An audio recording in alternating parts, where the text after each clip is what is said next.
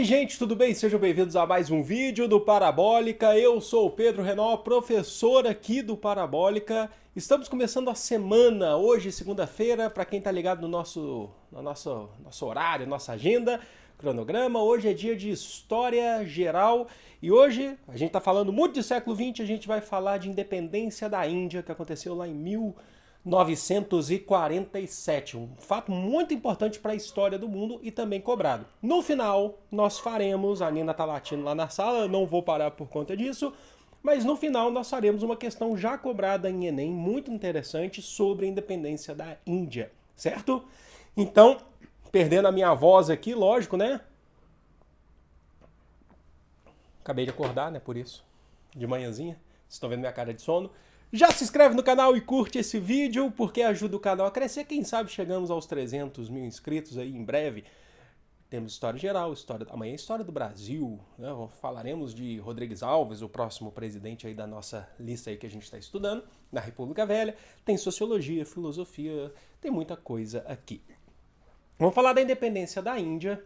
Então, como eu já falei para vocês, ela aconteceu em 1947. Independência de quem? A Índia esteve desde o século XIX, na verdade até mais assim, desde o final do século XVIII, na verdade, mas a gente define XIX, sendo dominado pelo Império Britânico. Tá? O Império Britânico, todo mundo sabe, eu já falei para vocês que foi o maior império aí desse período que a gente está estudando, durante o período do neocolonialismo, o imperialismo, ele dominava várias regiões da África, da Ásia, até mesmo da América, e Oceania também, então praticamente o mundo inteiro. E então, a Índia só conseguiu ser independente no século XX. Em termos históricos, é recente, tá? É um período que aconteceu ontem, praticamente, a independência da Índia. Então, o imperialismo, esse imperialismo que a gente está falando, que iniciou no século XIX, ele teve até agora pouco tempo, se é que ainda não tem, né? Mas vamos entender os antecedentes. O que aconteceu, que você sabe que eu gosto de colocar os antecedentes para a gente entender o processo como um todo. O que aconteceu antes na Índia?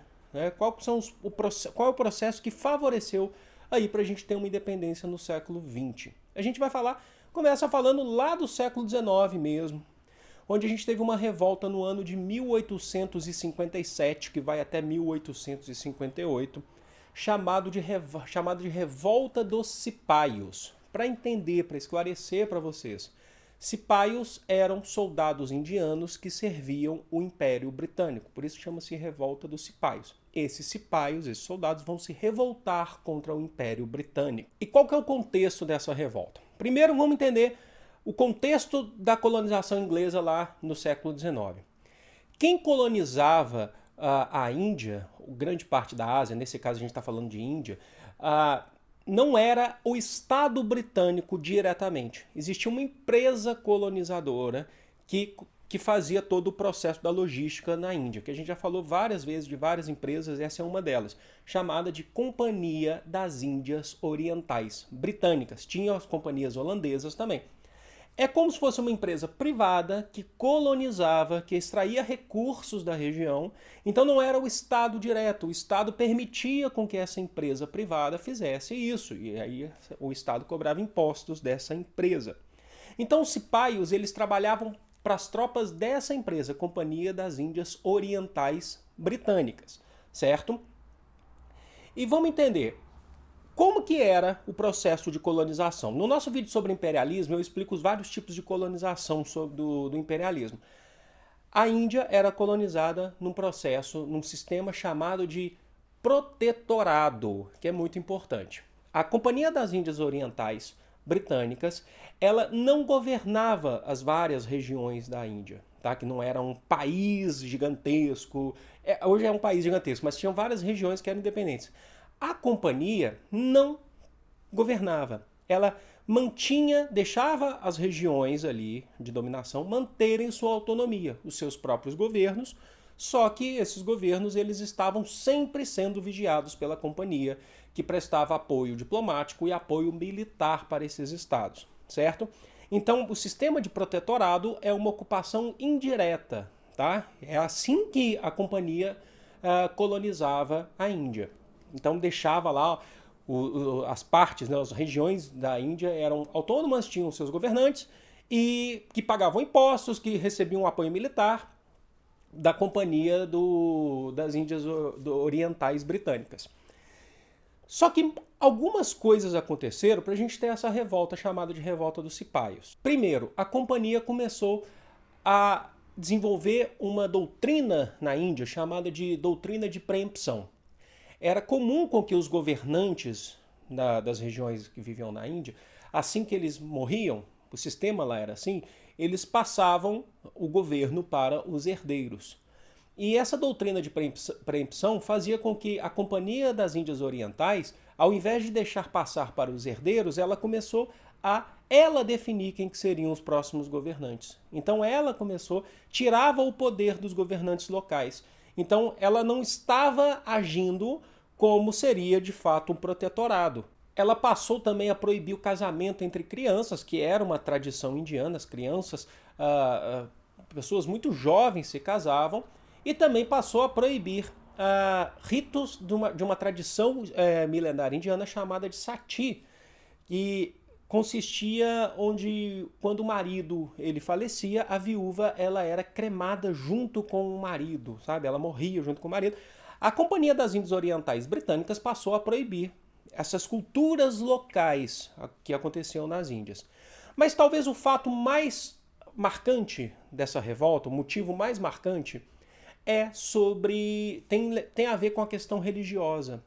Porque a Companhia das Índias Orientais Britânicas, até mesmo para aumentar o seu trabalho no imperialismo no mundo inteiro, ela fabricava na Índia um cartucho para um fuzil muito importante, muito utilizado, chamado Lee-Enfield, que é inclusive utilizado em jogos de videogame, aí, o Battlefield 1, Battlefield 5, né, que eu jogo bastante. Você tem lá o Lee-Enfield. O que ela fazia? Havia uma suspeita de que ela utilizava para poder fabricar os cartuchos o sebo do boi e do porco. E muitos cipaios, muitos soldados indianos que trabalhavam para a Companhia das Índias Orientais, eles eram, por uma diversidade religiosa, de maioria hindu e maioria muçulmana, certo? Então você tinha uma diversidade muito grande de culturas, mas as duas religiões maiores que você tinha na Índia eram de hindus e muçulmanos. E eles passaram a recusar a utilizar esse cartucho, porque eles tinham que pegar o cartucho para colocar dentro do fuzil, eles tinham que rasgar a embalagem com a boca. E eles começaram a suspeitar que eram feitos com sebo do boi e sebo do porco. Os hindus, para eles, inadmissível a utilização do boi, certo? Aquela história que para os hindus a vaca é sagrada, o boi é sagrado. E para os muçulmanos, o porco, certo? Para eles era inadmissível utilizar o porco. Então eles passaram a se revoltar contra todos esses processos que a gente falou aqui, né? Mas culminando principalmente ali no cartucho, né? Que eles se recusaram, acharam um desrespeito às suas culturas, né? As culturas religiosas e assim como as diversas culturas locais. E eles passaram a não servir mais o exército. Então você teve a revolta dos cipaios, os soldados indianos que trabalhavam para a Companhia das Índias Orientais. Em 1858, através de um processo de guerra entre as tropas britânicas, de fato, da Companhia, contra os cipaios, os britânicos derrotaram os cipaios de fato. Agora, o que ficou de interessante para a gente saber sobre essa revolta? Qual que é a grande consequência que os britânicos venceram os cipaios nessa guerra que durou 2 anos, 57 e 58? A Companhia das Índias Orientais Britânicas perdeu força, porque ela precisou utilizar das tropas britânicas, do Estado britânico de fato, exército britânico, não da Companhia, para poder derrotar os cipaios. Então o Estado passou a governar diretamente a Índia. Então, 1858 é o período que marca o fim da dominação por protetorado da Companhia das Índias Orientais Britânicas. Agora é o Estado direto, através da monarquia britânica. E aí a gente está vivendo agora no século XIX a era inglesa, que a gente vai ter aula aqui sobre, que é a era vitoriana da Rainha Vitória. Em 1877, a Rainha Vitória ela recebe o título de Imperatriz da Índia.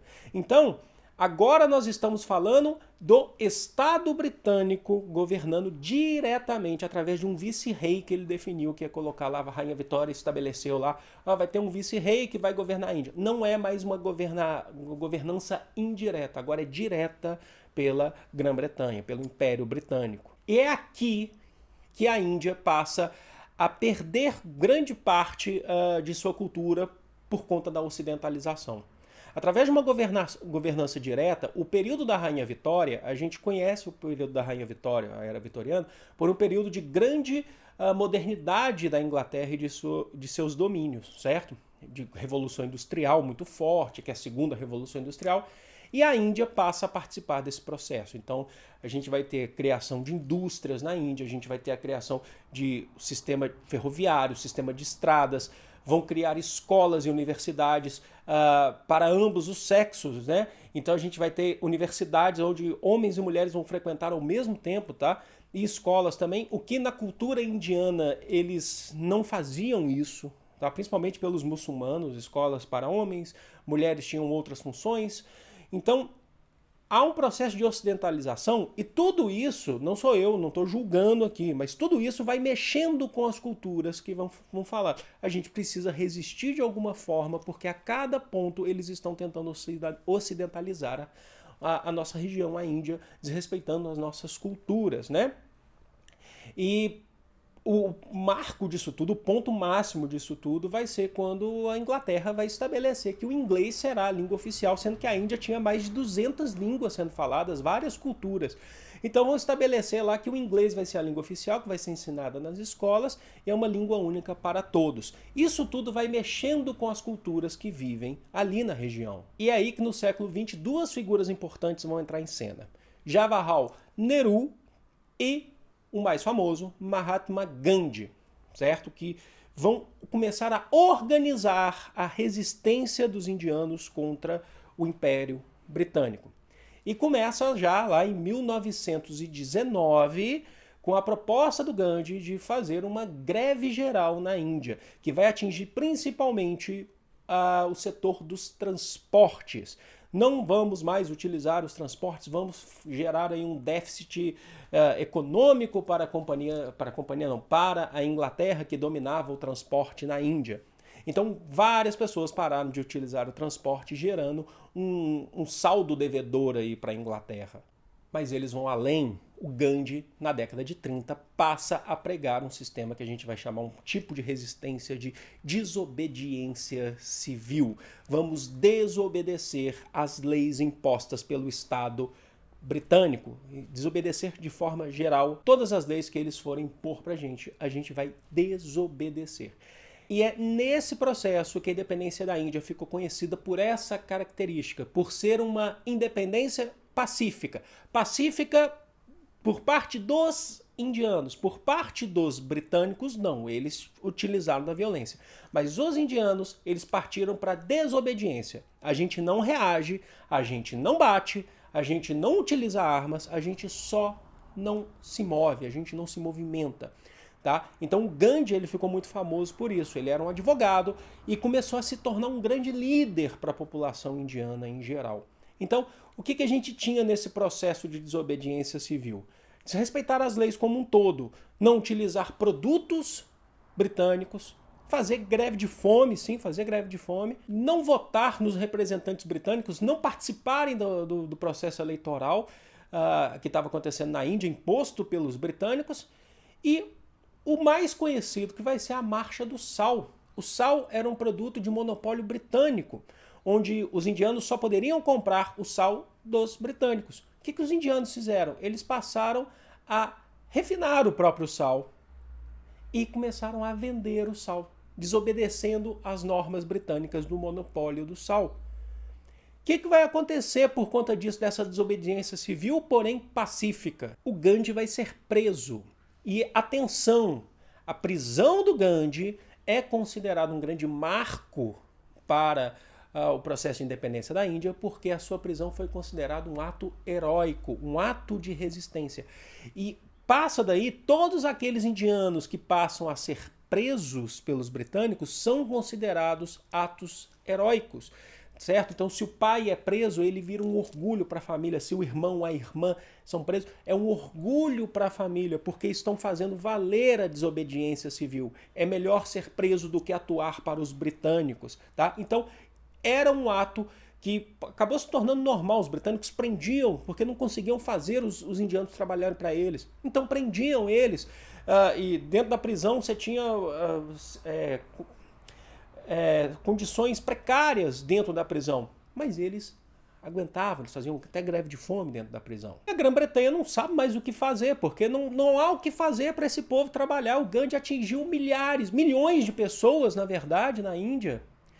E um processo, um fato que vai fazer com que o processo de independência da Índia acelere, vai ser a Segunda Guerra Mundial.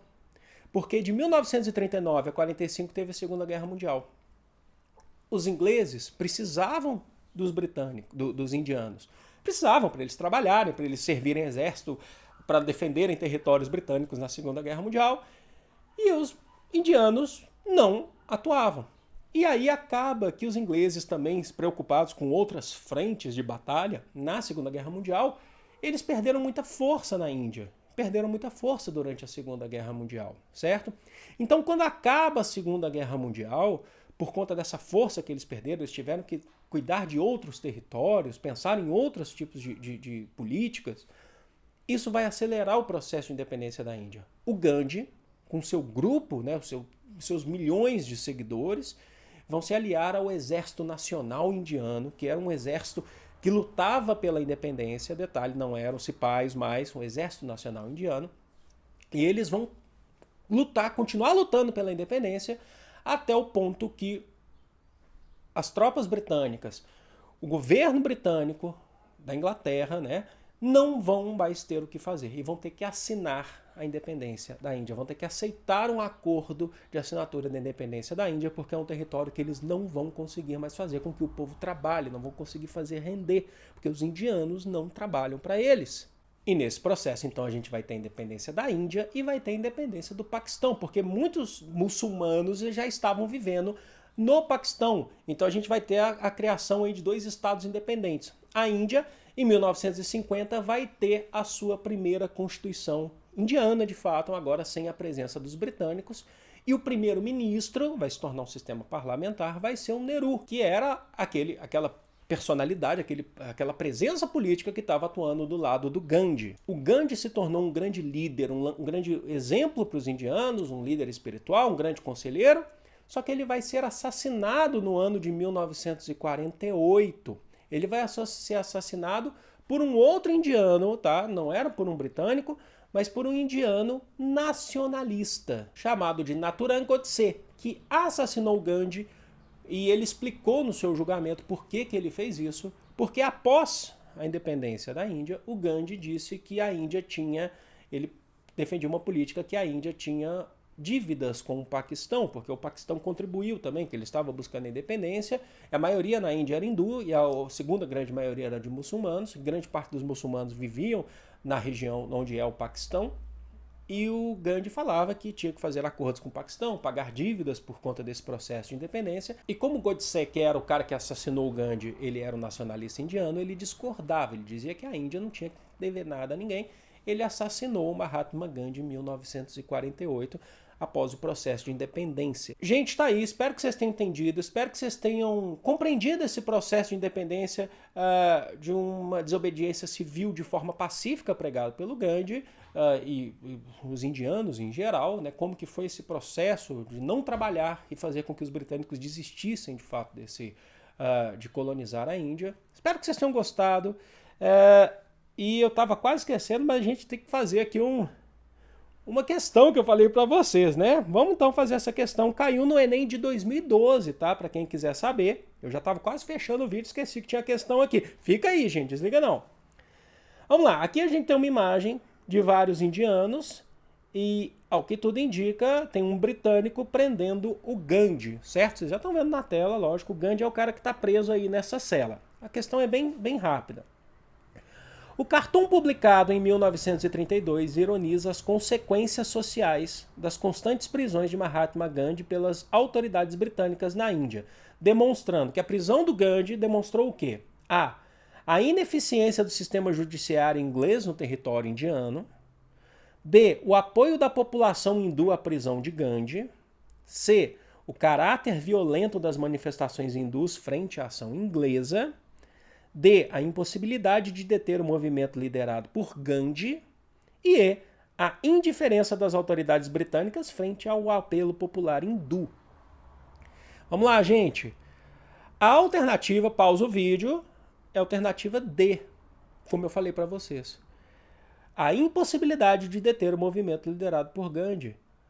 Tem muita gente... Lembra que eu falei para vocês que a prisão de um indiano pela desobediência civil acabava se tornando um ato heróico e os britânicos perceberam que eles não tinham como mais colonizar ou neocolonizar. Eles não tinham mais o que fazer, porque até mesmo dentro da prisão era considerado um ato heróico.